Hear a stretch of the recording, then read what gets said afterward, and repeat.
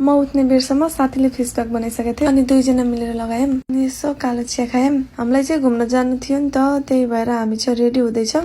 साथी आफू रेडी भएर नि मलाई रेडी गरिदिँदै थियो के। यसो म चाहिँ मेरो मायागामी हेर्दै मक्ख छु है गाइज। यो चाहिँ हो फाइनल लुक लिपस्टिक लगाइसकेपछिको। रेडी भएर हिँड्नै लाको त याद आयो मेन मोमोको भाडा नै राख्न बिर्सेको रहेछौँ के। त्यसपछि साथीले मोमोको भाडा राख्यो।